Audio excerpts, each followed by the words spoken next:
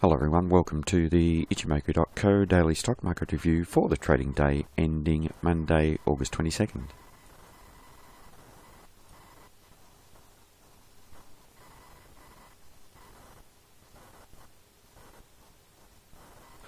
Mostly looking at the performance in the equity space, and not a lot of activity here today. The mixed bag here, the S&P was just down slightly, 0.06%. The Dow was the worst performer, only down slightly at 0.12%. Better performer here was the Russell 2000, which was up 0.24%, and the Nasdaq just up slightly at 0.05%. We did see some flow of capital into the bonds here at up at 0.84%, whilst gold was down 0.15%, and a weak flow of capital into the utility sector at 0.26%. So firstly to the S&P 500. And here we see this continued congestion going on, and previously we were looking at potential for the market to form something of an inverted triangle. Well, that's really ended pretty much with the market finding some swing lows at these higher levels, so it's really not on the cards anymore. So we can really forget about the potential for us forming a megaphone type pattern, which tends to be a solid top, but certainly in this case in a very much shorter term time frame.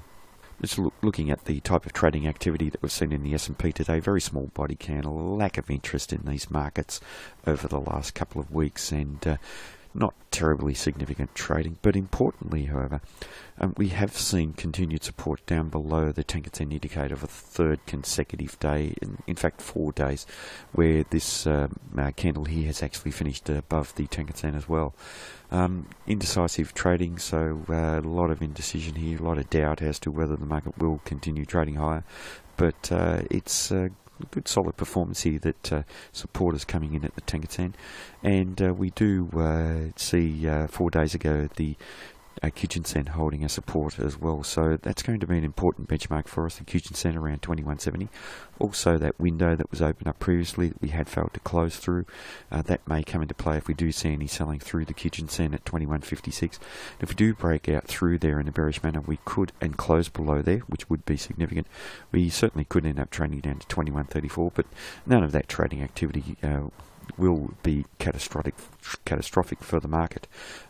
Certainly if we do end up trading down through the cloud with strong follow through, yes, and it may be the start of a negative major trend, but at the moment we're not seeing any signs of that at the moment, but we're certainly not seeing any signs of major strength at the moment either. Although importantly we do have a bull market in the longer term time frame, the medium term, and just slightly in the short-term time frame, supported by the Chikas band. Just looking to the bands here with the S&P, and the bands are squeezed, so it does suggest we do need to be ready for strong trending activity.